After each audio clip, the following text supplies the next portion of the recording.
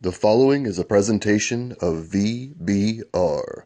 Welcome, and thank you for joining us in our study of God's holy word.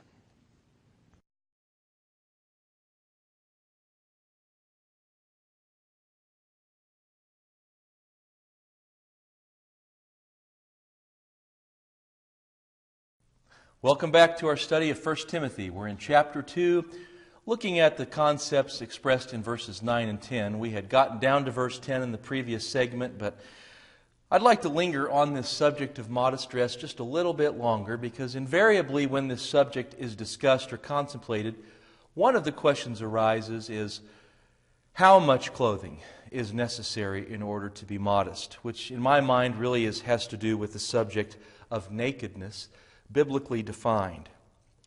We know that God does not view nakedness favorably. In Revelation chapter 3, verse 18, Jesus says to the church at Laodicea, "I counsel you to buy from me white garments, that you may be clothed, that the shame of your nakedness may not be revealed." Now he speaks there of spiritual nakedness, but the principle applies. There's shame when there is nakedness. Revelation chapter 16, verse 15, Jesus says, "Behold, I am coming as a thief. Blessed is he who watches and keeps his garments, lest he walk naked and they see his shame." Adam and Eve realized they were naked after they had eaten of the fruit, and God made them tunics of skin to cover that nakedness. Tunics of skin. Where did he get that skin? We don't know for sure. There are animals who naturally shed, but it seems very possible that God actually killed an animal to provide clothing for Adam and Eve. And if that's the case, that's pretty a powerful thing. A God who had up until that time brought only life, now brought about death in order to clothe His creation that now realized it was naked. Nakedness is made synonymous with shame. And the words for shame in Revelation 3:18 and Revelation 16:15 are different in the Greek, but they mean disgrace and indecency. God does not want us to be naked, be it spiritually or physically, under normal circumstances. But just what constitutes nakedness? When the Bible uses the word naked, is it a synonym for nudity? It would not appear to be so. In Genesis chapter 3, after Adam and Eve had eaten of the fruit and realized they were naked, we read that they made coverings for themselves from fig leaves. The King James uses the word aprons. Again, this is Genesis chapter 3, verse 7.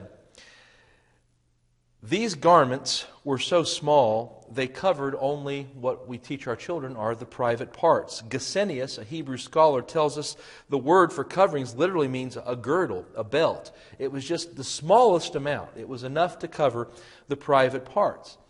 But dressed this way, even Adam still regarded himself as naked. It's interesting. When God came into the garden after they had eaten of the fruit and was looking for them and said, "Where are you?" Adam said to him in Genesis chapter 3, verse 10, "I heard your voice in the garden, and I was afraid because I was naked, and I hid myself." Even though Adam had covered himself to some degree, he still realized that clothing was not enough. So after the dialogue between God and God and Adam and Eve, and the curses pronounced on them as well as on Satan, we learn in Genesis 3:21 that God gave Adam and Eve new kinds of clothing, which I mentioned just a moment ago. And the New King James calls this type of clothing that God gave them tunics. Tunics of skin, or the King James says coats of skin. Now, whatever these were, we can be certain that this was enough clothing to satisfy God. What kind of clothing was it? How much did it cover? The Hebrew word for tunic or coat in this verse is defined as follows by the various Hebrew sources I have consulted. If you look in Strong's Exhaustive Concordance, he says the word means to cover, and he calls it a shirt, but not just any shirt. He says that the King James translators rendered this word coat, garment, or robe. Gesenius tells us that this word referred to a garment that was generally with sleeves coming down to the knees.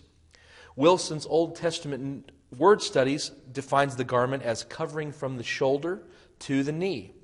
Brown Driver Briggs, an esteemed Hebrew source, tells us that the word means a tunic, an undergarment, a long shirt-like garment, usually of linen. Notice, a long shirt-like garment.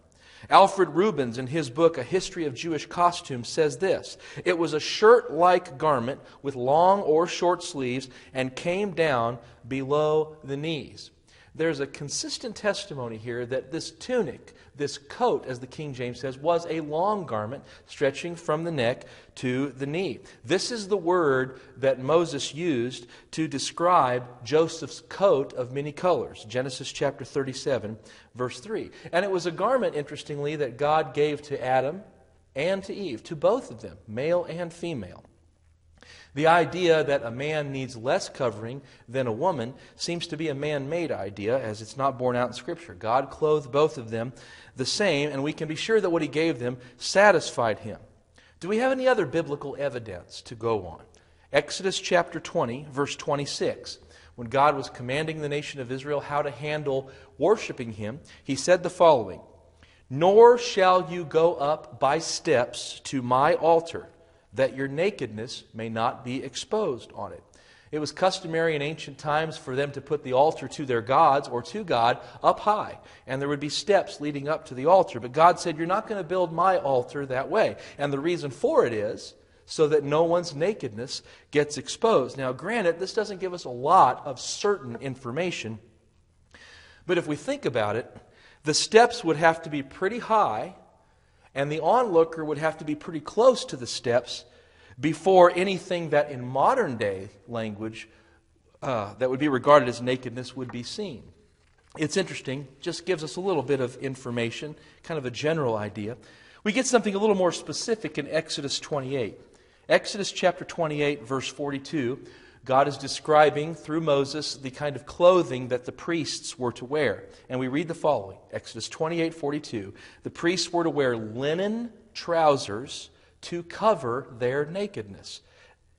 They shall reach from the waist to the thighs.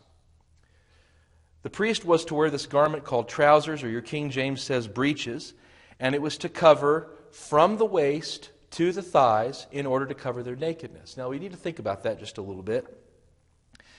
If we take from the waist to the thighs, just literally, this would have a garment that hardly covers anything, because, of course, the thigh begins not very long after the waist, and we've already seen that that kind of clothing was not sufficient. It was regarded as nakedness by Adam, and it was improved upon by God when He gave them the coats of skin. So what does this mean? What does it mean that it went from the waist to the thighs? Well, I'll offer what some of scholars say. It's not gospel, but this is their understanding of it. The pulpit commentary tells us that this meant the garment reached from the waist to a little above the knee. In other words, to the thigh would mean to cover most or all of the thigh. James Strong, the one who put together Strong's exhaustive concordance, wrote a book entitled The Tabernacle of Israel, and he had this to say: they, that is these trousers or breeches, reached, quote, from the loins as far as the thighs. That's the literal Hebrew. Which must mean, he writes, that they entirely covered both these parts. That is, they went to the knee and necessarily enough below this to fasten securely and comfortably. I looked at a lot of translations to see if they would offer any indication of what they thought the Hebrew expression might mean, and I found only one translation that deviated in any significant way at all from the way the New King James translates it. It's the Bible in basic English, and it's simply translated it this way: from the middle to the knee. The only source of all that I consulted that provided a more liberal view of these garments of the priests was Jamieson, Fawcett, and Brown, who said that this meant it reached halfway down the thighs, but they said they based this opinion on Egyptian art. I don't want to put my faith in the words of men, but there does seem to be a possible principle here. When God clothed Adam and Eve, He appears to have given them a garment that covered all of their torso and the upper part of their leg down to about the knee at the very least. The same seems to have been true for the garments that the Lord wanted the priests to wear. And this would fit with the stairs going up to an altar, if you got very far, you would start to see something much above the knee, which in God's view seems like it might be nakedness. At the very least, we need to take this subject more seriously than do our modern counterparts, and perhaps take a better safe than sorry route. Whatever the case, let the sisters and the brothers alike be driven by the desire, as he said in verse 9, to not do anything that would bring shame upon them before God, and to do what shows that self-control and good judgment is the thing guiding how we dress. Back now directly to the text of 1 Timothy. Paul has talked about the brothers praying and how they're to do it when the church is assembled. He has talked about how the sisters are to dress when they come into the assembly. Now he has some other instructions, and so let's pick up in verse 11 and let's read verses 11 and 12 together. Let a woman learn in silence with all submission. And I do not permit a woman to teach or to have authority over a man, but to be in silence. Let's continue on the next two verses. For Adam was formed first, then Eve. And Adam was not deceived, but the woman being deceived fell into transgression. The beginning of verse 11, Paul says, let a woman learn in silence with all submission.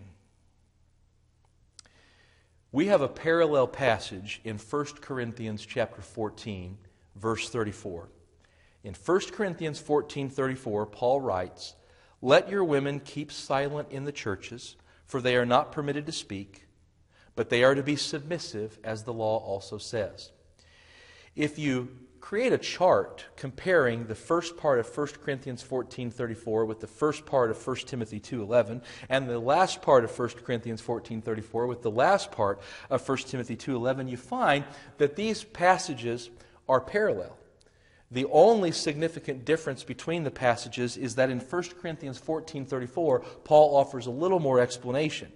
He says they're to be silent in the churches, for they are not permitted to speak. And concerning submission, he says, as the law also says. But apart from the extra explanation, the commands are exactly the same, and they're in the exact same order. In 1 Corinthians 14, Paul's clearly talking about when the church comes together. Starting in 1 Corinthians 11, verse 17, he began to address when the church comes together on the Lord's Day for the Lord's Supper, for singing and teaching. And all the way through to chapter 14, he continues to discuss that context. And it's in that context that he gives this divine prohibition for sisters to allow the brothers to do the talking in that setting. We'll talk more about that in just a moment, God permitting. But it's important, I think, to notice that 1 Timothy 2:11 and 1 Corinthians 14:34 are parallel verses, parallel commands concerning the same context. That is, when brethren are in church, which fits with everything we've seen thus far, beginning in chapter 2, 1 Timothy 2, verse 8. Now, while they're in church, Paul says that she is to be silent. She is to learn in silence. If you'll bear with me, I'd like to go back to the parallel passage and start there and move from 1 Corinthians 14 to 1 Timothy chapter 2, verse 11. In 1 Corinthians 14:34, Paul said that the women were to keep silence in the churches. The Greek word that Paul used in 1 Corinthians 14:34 is the word sagao, S-I-G-A-O. It's 4601 in your Strong's Exhaustive Concordance. And in Bauer, Denker, Art, and Gingrich, the most highly respected Greek lexicon of our day, here is how they define that word. Definition number 1, to be silent. Say nothing, keep still, keep silent. And they cite that as being the meaning in 1 Corinthians 14:28 and in 1 Corinthians 14:34. They also say it means simply to stop speaking and become silent, and they cite 1 Corinthians 14, verse 30. So we have a Greek lexicon, a dictionary which defines words in another language in English, telling us that this word means just exactly what the translators have chosen, that it means silence. We can look at how this word is used elsewhere, however. In Mark chapter 14, verses 60 and 61, as Jesus stood before the high priest the night he was betrayed, we read the following. And the high priest stood up in the midst and asked Jesus, saying, "Do you answer nothing? What is it these men testify against you?" But he kept silent and answered nothing. That's this Greek word sagao from 1 Corinthians 14:34. In Luke 19:40, as Jesus was entering Jerusalem the week before he would be crucified, it says, he answered and said to them, those who had told him to tell people to stop praising him as they were, he answered and said to them, I tell you that if these should keep silent, the stones would immediately cry out. That is, if these should stop speaking what they are, then the stones themselves would do it. So we have what the lexicon tells us the word means, an uninspired source, but we rely on these when we're looking into words outside of our own language. But we have how this word is used elsewhere in the Bible, where it's clearly speaking of silence. And then contextually in 1 Corinthians chapter 14, we see that the word speaks to silence. In 1 Corinthians 14, verse 28, Paul talks about what someone who has the gift of tongues should do if he does not have the gift of interpretation or there's no one to interpret it. He says that even though they're able to do this, they should do it to God, and they should not speak in the assembly. They should be silent until there's an interpreter. In verse 30, he speaks to the prophets and says, if while one is prophesying to the church, another one should be inspired, then the one who is speaking should stop and be silent and let the other speak. This is the same word that appears in 1 Corinthians 14:34. So when Paul comes to 1 Corinthians 14:34 and says that the sisters are to be silent, they're the third group he has applied that term to in the chapter. Now with that as a framework, we come to 1 Timothy 2:11, where we have this parallel command. Paul uses a different word in 1 Timothy 2:11 and 12 than he does in 1 Corinthians 14:34. And there's a lot that has been made of this by some over the years. The Greek word that's used in 1 Timothy 2:11 is the Greek word hesuchia. It's 2271 in Strong's Exhaustive Concordance. Now this word could mean a state of quietness without disturbance. In other words, not absolute silence. And it is so used in 2 Thessalonians chapter 3, verse 12. However, this word does also mean, depending upon context, silence. Bauer, Denker, Arndt, and Gingrich tell us it means, in 1 Timothy 2:11, a state of saying nothing or very little. And they tell us that a synonym would be silence. Marvin Vincent, in his word studies in the New Testament, says the same thing. The word is used in the sense of silence. Why did Paul use two different words? I can't answer that question. I do know we do the same thing in our own day and age. I might say to my children or to someone, stop, but then I might say in a minute or two later, halt. I've said the same thing with two different words. We do that, and Paul seems to be doing that here. And one of the things that helped me come to the conclusion that even though a different word is used, it must be meaning the same thing was, first of all, the two commands are parallel, 1 Corinthians 14 and 1 Timothy 2. The parallelism was a strong point in favor of that interpretation, I believe. But also when I discovered what Luke did in the book of Acts with these two words. And if you want to turn there with me, I'm going to go to Acts chapter 21. At the end of Acts chapter 21, Paul has been beaten up by the crowd in Jerusalem in the temple court. The Roman soldiers had taken him and they were marching him into the barracks, but he wanted the opportunity to speak to the crowd. And so he asked the commander if he could speak to the people, and the commander granted him the opportunity. And so here is a beaten and battered Paul in Acts chapter 21, verse 40, standing on the stairs that were leading up into the barracks and getting ready to speak to the crowd. We read the following, Acts 21, verse 40.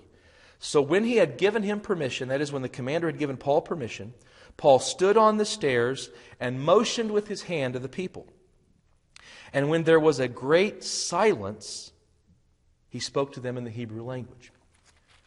Now, the word for silence there is a noun form of the word in 1 Corinthians 14. So there was a great silence when Paul began to speak to them. Now, with that in mind, let's keep reading. Chapter 22, verse 1. Brethren and fathers, hear my defense before you now. And when he heard that he spoke to them in the Hebrew language, they kept all the more silent. We've all probably had that experience where you're in a crowd and there's something going on up in front, and people are listening, but they're still kind of shuffling around. Maybe there's shuffling of papers. Maybe there are people whispering to each other. And so they're being silent insofar as speaking to the crowd or competing with whoever's up front, but it's not so silent that you could hear a pin drop. But then something begins to happen up front, and everyone becomes all the more silent. And that's what's being described here. When Paul spoke to them in the Hebrew language, they got really quiet. You could hear a pin drop. Now, why is that significant? Because the word for all the more silent in chapter 22, verse 4, is the same word Paul uses in 1 Timothy 2:11. The word that has been thought by some to be less strong than the word in 1 Corinthians 14. In this case, it's actually the one used to describe greater silence.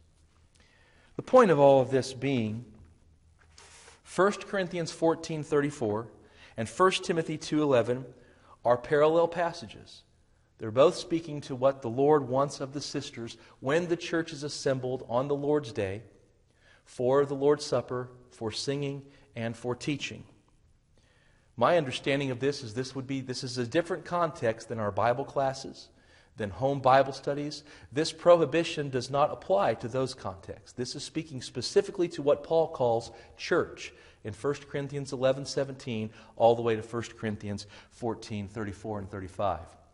As an aside, but I think it's a significant aside, if you study those 4 chapters of 1 Corinthians, starting in chapter 11, verse 17, and going on to the end of chapter 14, 7 times you come across the expression, comes together. Paul, in those chapters, is talking about when the church comes together. He's talking about when they come together on the Lord's Day, and he defines what he means by comes together. He says when you all, the entire congregation, comes together in one place. That's not what we do during our Bible classes. During our Bible classes, we've got some members of the church in one part of the building, some members of the church elsewhere. But we don't all come together into one place until the time we have the Lord's Supper. And he mentions that in 1 Corinthians 11, and he mentions singing in 1 Corinthians 14:26. It's in what for many of us is that second hour of our gathering on Sunday. That's church, defined by the Apostle Paul.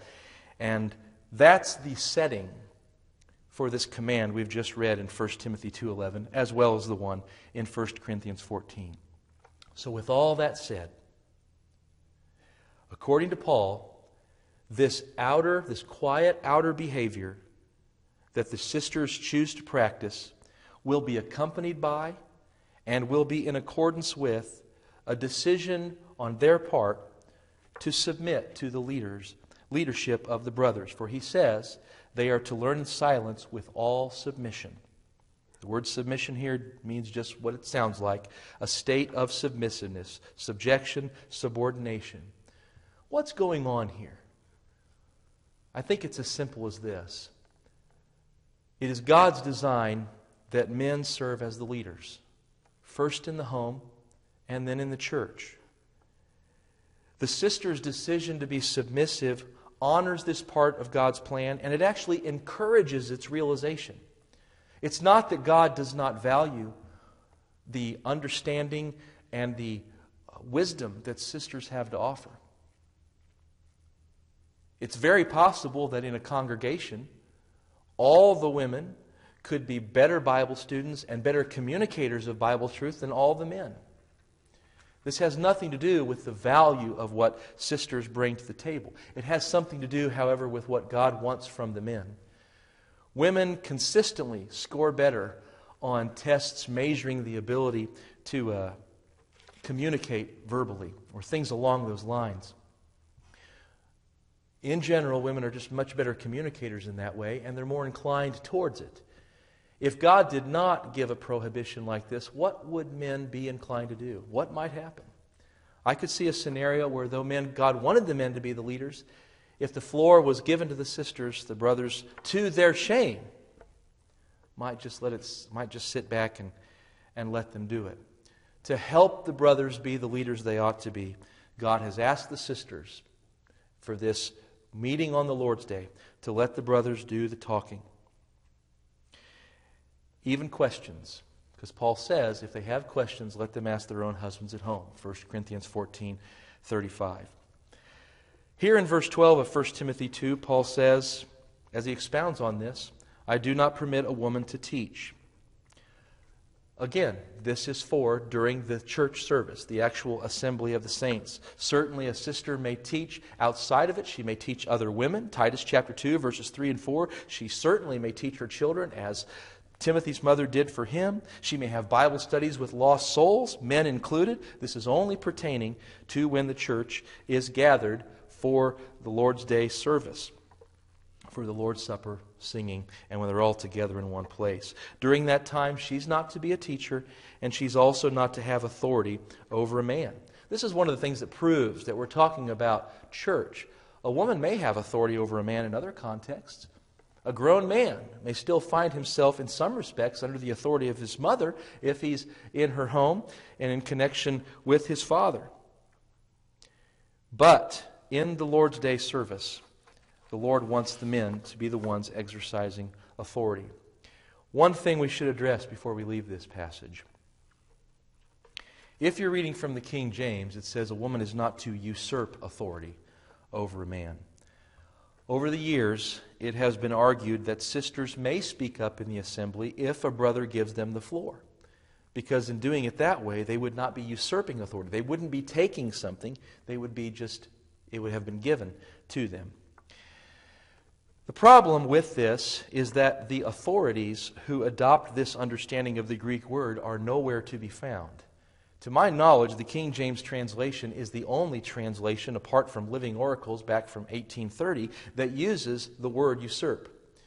I may not have that year exactly right for the Living Oracles, but those are the only two translations I know that use this word usurp. All other translations, the NAS, the ESV, the NIV, the NRSV, they all render this: a woman is not to exercise authority or have authority. Paul is not saying that if a brother yields the floor to a sister, she may then speak, even though she may have something fantastic to say. That's not his point. His point is that in the assembly, a woman is not to exercise authority at all. That's for the men to do. And following this command, Paul is going to give a rationale and a reason for it. And in our next segment, we'll pick that up with verse 13.